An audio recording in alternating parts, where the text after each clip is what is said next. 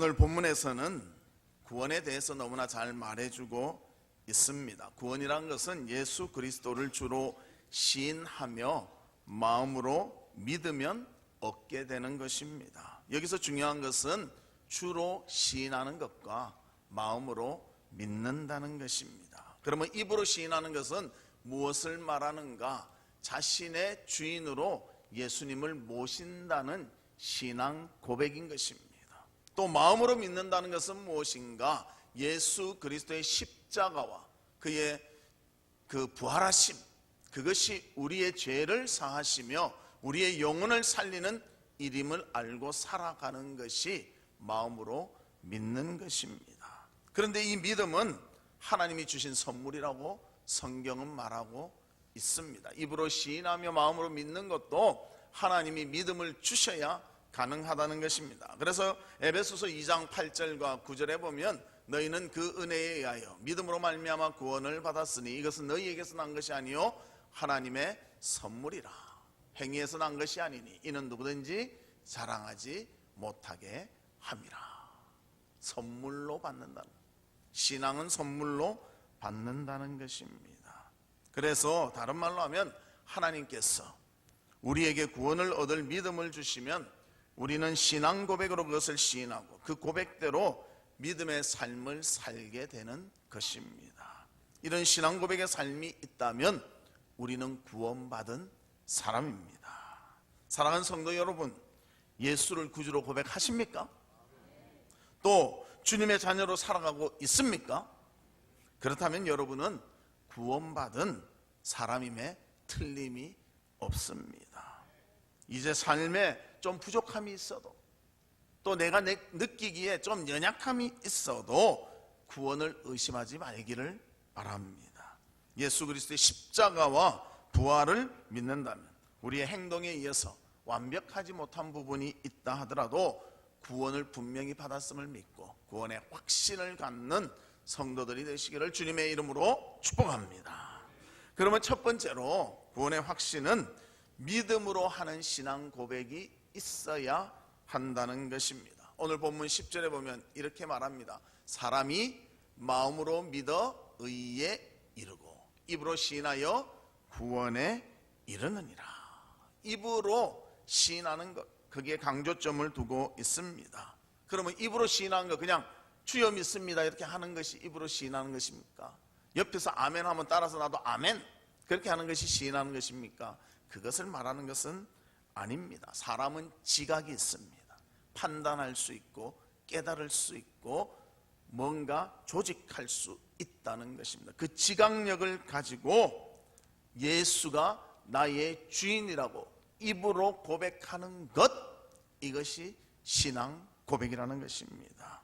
그래서 입으로 예수를 주로 시인하는 것, 그것은 예수님의 하신 일을 알고 또 예수님의 성품을 깨달아 자신의 주인으로 고백할 때 신앙 고백이 되는 것입니다. 남녀도 서로 사랑할 때요, 그냥 무조건 사랑합니다 이래 안 합니다. 내 마음에 필이 와야 사랑합니다 이렇게 말합니다. 요즘은 또 그렇게 말하죠. 필이 와야 된다. 그래야 뭐가 된대요. 그거 없이 그냥 여자만 보면 이 사람도 사랑합니다, 저 사람도 사랑합니다. 이것은 제대로 된 사람이 아닙니다. 정신없는 사람입니다. 진짜 내 마음에 들고 이 사람이 아니면 아니겠다, 이때 필이 오는 것이고 그때 사랑한다고 말할 수가 있는 것입니다. 마찬가지로 신앙 고백도 그냥 아무 생각 없이 따라서 하는 것이 아니라 내 마음에 예수 그리스도를 구주로 모시고 그분이 나의 구주이십니다, 이때 고백할 수가 있다는 것입니다. 이런 고백을 하는 자, 예수 믿는 자라는 것입니다. 그래서 우리는 언제나 우리의 입을 가지고 예수 그리스도를 나의 구주로 고백하며 그 고백의 삶을 살아갈 수 있는 우리 성도들 되시기를 주님의 이름으로 축복합니다. 그래서 9절 말씀에도 이렇게 말합니다. 내가 만일 내 입으로 예수를 주로 시인하며 또 하나님께서 그를 죽은 자 가운데서 살리신 것을 내 마음에 믿으면 구원을 받으리라. 시인하고 믿으면 구원을 받으리라. 그렇게 말합니다. 이 고백은 그냥 고백이 아니라 예수 그리스도의 하신 일, 예수 그리스도의 성품을 알 때 되어지는 고백이라는 것입니다. 그래서 우리가 믿는다는 말, 헬라어로 피스투스라고 그렇게 말합니다. 즉 여기서는 어떤 형식으로 쓰는 부정과거 가정법으로 씁니다. 부정과거라는 것은요, 이례적인 사건이 딱 일어날 때 그 일이다, 그렇게 말하는 것입니다. 그래서 이는 예수님께서 나의 주시다, 이런 신앙 고백을 진정 내 마음으로 고백했다면, 한 번이라도 고백했다면 구원 얻었다는 것을 의미한다는 것입니다. 여러분, 예수 그리스도를 나의 구주로 고백하셨습니까? 그러면 구원 받은 거예요. 그런데 구원 받았는데 믿는 자의 삶을 살아가는데 부족함이 보입니다. 연약함이 보입니다. 그럼 구원 안 받은 겁니까? 구원을 받았지만 구원받은 자의 삶에 부족함이 있다는 거예요. 그런데 우린 그럴 때 구원 안 받은 거로 생각하고 또 구원을 주시옵소서. 그런데요, 그렇게 하지 말고 이제는 예수 그리스도를 내 마음으로 주인으로 삼아 그를 나의 주로 고백했다면 구원받은 자임을 깨닫고 흔들림이 없는 성도들 되시기를 주의 이름으로 축복합니다. 당시에 로마 황제에 대해서는 주라고 표현했습니다. 퀴리어스라고 말했습니다. 그리고 주라고 표현하면요, 한 번 왕이 아니라 표현한 그때부터 그 왕이 죽을 때까지 왕입니다. 마찬가지로 우리도 예수님을 주라고 고백합니다. 퀴리어스라고 말합니다. 내 삶의 주인으로 모셨다는 거예요. 평생의 삶의 주인으로 모셨다는 것입니다. 그래서 그 주님을 고백하며 그 주님을 사랑하며 그 주님을 믿으며 우리의 삶의 구원의 확신을 가지고 살아가는 성도들이 되시기를 주의 이름으로 축복합니다. 루터는 뭐라고 말했는가 하면요, 우리 같이 한번 읽어볼까요? 저 색깔 있는 데만 시작. 주의를 지키는 것이 천국 가는 훈련이다 그랬습니다. 요즘 현대인들은 주일 지키기가 그렇게 용이하지 않다고 합니다. 바쁘거든요. 주일도 뭐 할 일이 너무너무 많아요. 그래서 주일도 교회 왔다가 끝나면 잽싸게 집으로 갑니다. 맞죠? 뭐 할 일이 많으니까. 또 회사에 가는 사람도 있고 또 장사를 하러 가는 사람도 있고 너무나 많습니다. 그래서 주일을 꼬박꼬박 해 뜰 때부터 해 질 때까지 지킨다는 것은 정말 우리가 노력해야 되고 하나님 앞에 믿음으로 살 때 가능하다는 것입니다.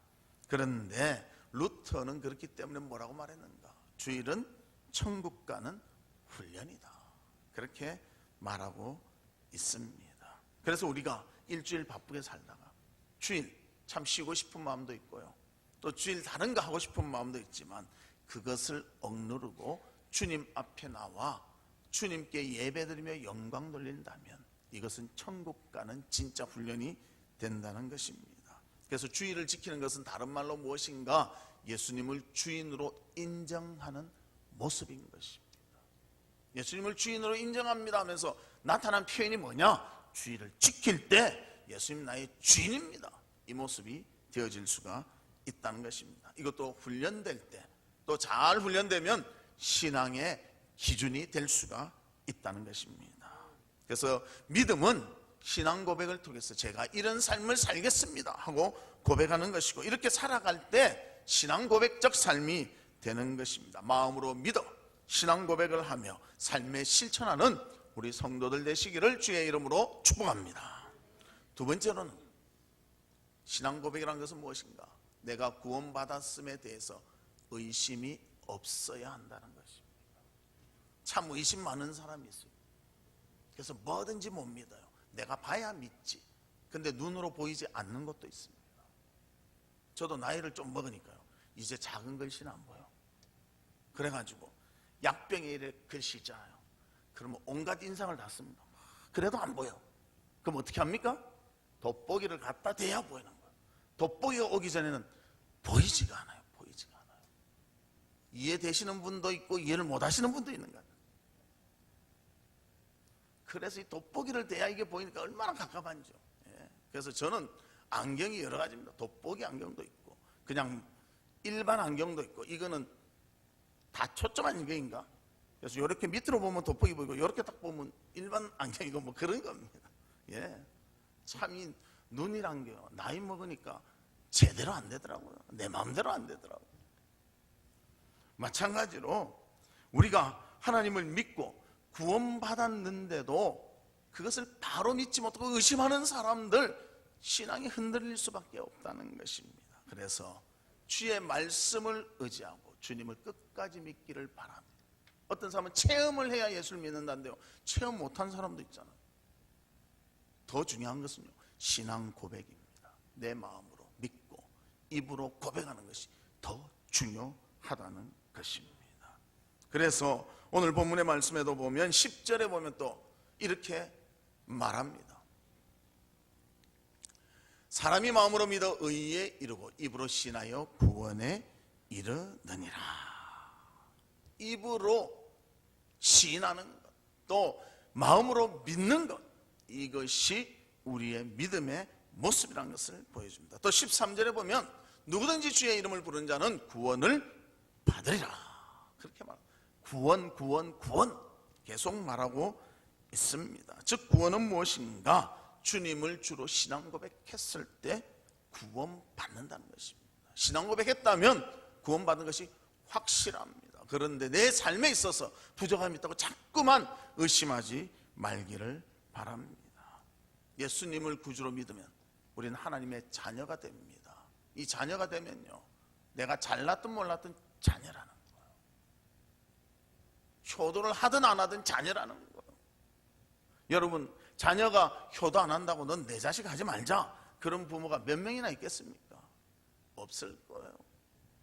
제가 보니까요, 특히 우리 어르신들은 자녀를 너무 사랑하는 것 같아요. 저번에 어떤 어르신이 저한테 그런 거예요. 우리 아들은 뭐도 안 하고 막 욕을 많이 하는 거예요. 아들 이름 뭡니까? 그건 몰라도 돼요.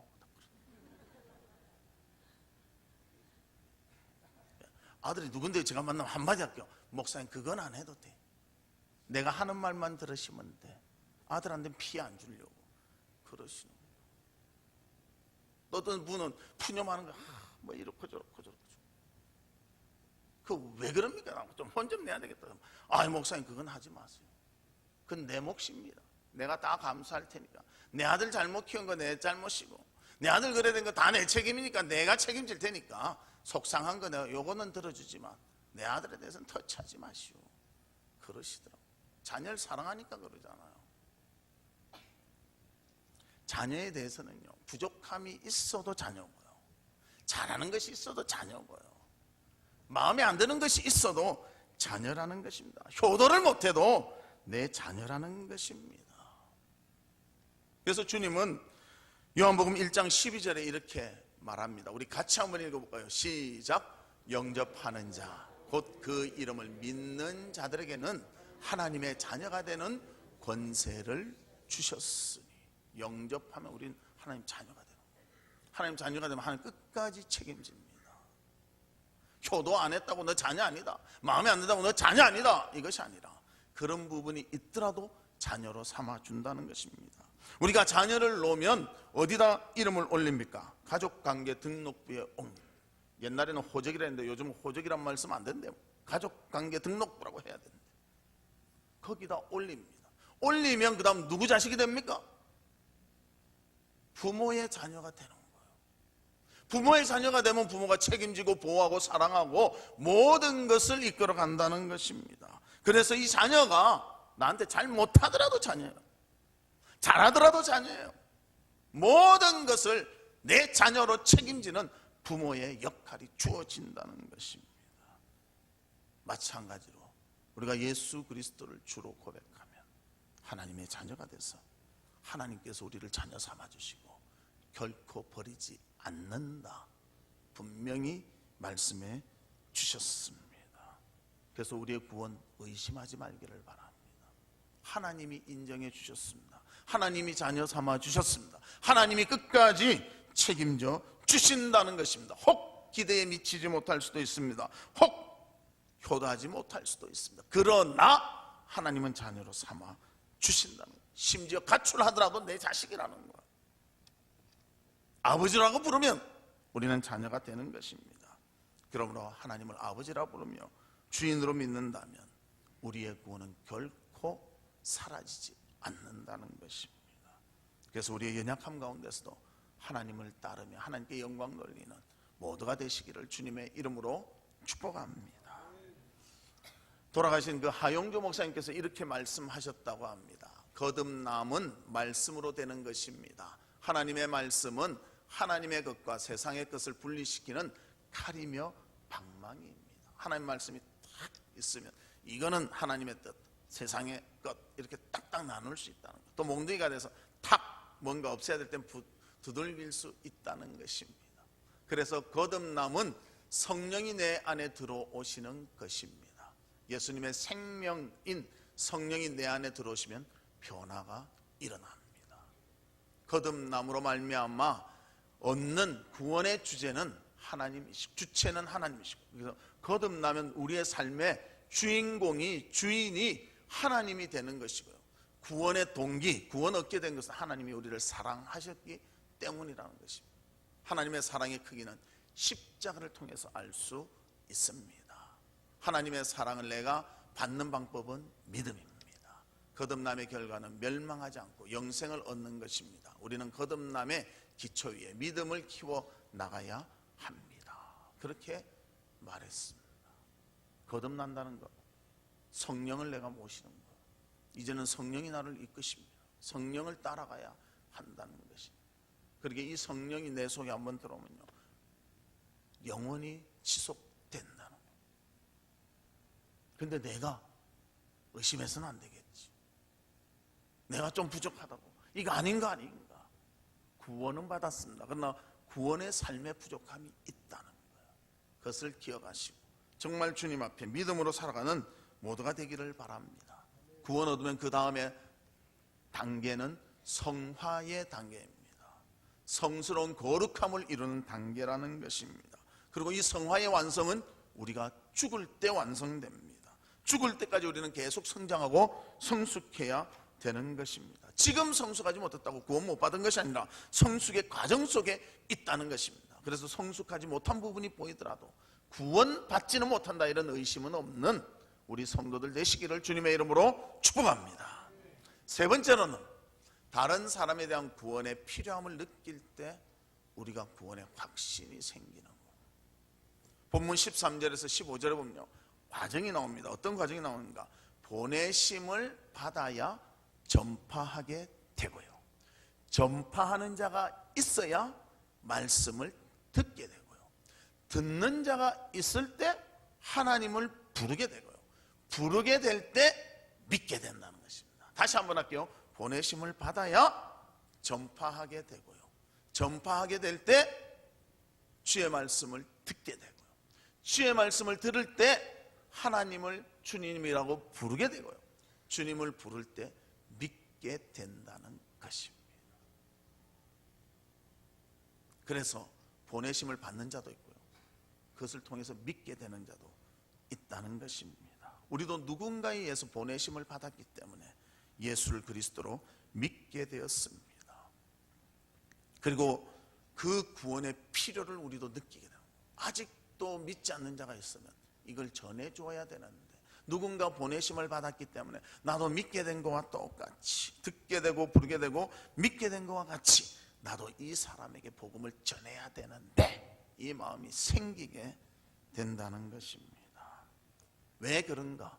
우리 속에 성령이 계시기 때문입니다. 성령이 나를 그만 놔두지 않습니다.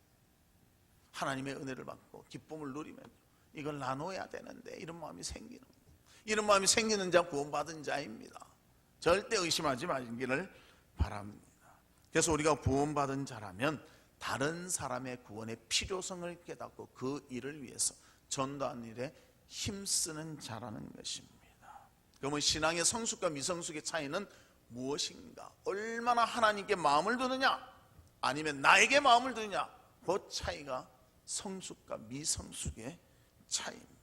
그래서 신앙적으로 성숙된 사람은 어떻게 사는가? 언제나 나보다 하나님을 먼저 생각합니다. 그리고 하나님 중심으로 생각하고 주님이 기뻐할 일을 살아가게 된다는 것입니다. 그래서 내 삶 속에서 작은 죄라도 발견하면 깜짝 놀랍니다. 왜 내가 이래 죄를 짓고 있지? 그리고 조금이라도 하나님 마음에 맞지 않으면 아니 내가 이렇게 살면 안 되는데, 주님의 마음에 기쁨을 드려야 되는데, 그렇게 생각한다는 것입니다. 그래서 주님이 기뻐하시면 고난과 어려움이 있더라도 그것을 감수하며 감사하며 살아가고, 또 그런 삶을 통해서 점점 성숙해 갈 수가 있다는 것입니다. 모든 생각과 삶을 성령께 맡기고 성령께서 원하신 대로 이끄신 대로 살아간다는 것입니다. 하지만 신앙적으로 미숙한 사람은 어떻게 되는가? 모든 생각을 나 중심으로 하고 내가가 더 먼저 하나님보다도 나타나게 된다는 것입니다. 그렇기 때문에 다른 사람을 생각을 못해요. 내가 먼저 중심에 있기 때문에 다른 사람을 생각 못하고 다른 사람의 영혼 문제에 관심을 갖지 아니한다는 것입니다. 죄를 만나도 별로 심각하게 느끼지 아니합니다. 주변의 사람들의 아픔을 거들떠보지를 않습니다. 오직 자신만 잘 돼야 되고 자신에게만 집중돼야 한다는 것입니다. 이것은 성령이 이끄는 마음이 아니라 자신이 이끄는 마음이 되는 것입니다. 여러분은 어디에 속한다고 생각하십니까? 하나님께 속한다고 생각하십니까? 내 자신에게 아직도 속해 있다고 생각하십니까? 우리가 잘 아는 조각가 로댕은 프랑스 국립미술학교에 3번이나 낙방을 했습니다. 그래서 그는 낙방을 했기 때문에 어쩔 수 없이 은세공가가 되었습니다. 그리고 은세공을 하면서 날마다 그것을 통해서 먹을 것을 공급받았습니다. 그런데 그의 동료에 의해서 충격적인 말을 들었습니다. 그 동료가 이런 말을 했습니다. 눈에 보이는 나무잎만 만들지 말고 내면의 것을 만들어 보라. 그 옆에 있는 친구가 보니까 실력은 대단한데요, 매 보면 먹고 살 것만 만들거든요. 이 사람이 조금만 노력하면 대단한 작품을 만들 것 같은데 매 먹고 사는 은세공에만 잡혀 있으니까 이런 말을 했다는 거예요. 눈에 보이는 나무잎 만드는, 은세공 나무잎 만드는 것만 하지 말고 내면의 것을 보라. 그때 충격을 받고요, 로댕은 생각지도 못한 점을 지적받아서 그때부터 먹고 사는 일에 보다는 자신의 예술에 대해서 심각하게 생각하기 시작했다는 것입니다. 그리고 24년이 지난 후 우리가 잘 아는 생각하는 사람, 그 사람의 놀라운 작품이 나타나게 됐다는 것입니다. 우리도 소중한 것 현재 눈에 보이지 않을 수가 있습니다. 그러나 성령이 우리를 이끄시고 하나님의 도우심을 받는다면 그것을 볼 수 있는 눈을 깨워주실 것입니다. 그리고 그것을 바라보며 생활할 수 있는 우리가 되기를 바랍니다. 성숙한 사람은 겉만 보는 것이 아닙니다. 내면까지 볼 수가 있습니다. 그리고 우리 내면에 있는 성령의 지시를 따르며 하나님의 생각을 따르게 되는 것입니다. 그리고 내가 얻은 구원을 다른 사람에게도 전할 수 있는 힘과 용기를 얻을 수가 있는 것입니다. 다른 사람의 영혼까지도 바라볼 수 있는 성숙한 주님의 자녀들이 되시기를 주님의 이름으로 축복합니다. 말씀의 결론을 맺도록 하겠습니다. 예수 그리스도를 구주로 고백하며 믿으면 구원을 받습니다. 여러분 고백하셨죠? 그럼 구원 받았습니다. 진심으로 내가 한 번이라도 고백했다면 구원 받았다는 것입니다. 그러면 그런 자에게는 부족함이 없고 연약함이 없는 것이 아니라 부족도 있을 수 있고 연약도 있을 수 있다는 것입니다. 그러나 이 연약 때문에 구원 못 받는 것 아니라는 거예요. 구원에 대해서 의심하지 마시기를 바랍니다. 그리고 성숙되면 다른 사람의 필요까지도 깨닫게 된다는 것입니다. 예수 그리스도를 구주로 믿고 성령의 이끄심을 받아 진정 다른 사람에게도 복음을 전할 수 있는 하나님의 신실한 일꾼, 하나님의 사랑받는 일꾼, 하나님과 동행하는 일꾼 되시기를 주님의 이름으로 축복합니다. 우리 이 시간 기도하는데요, 하나님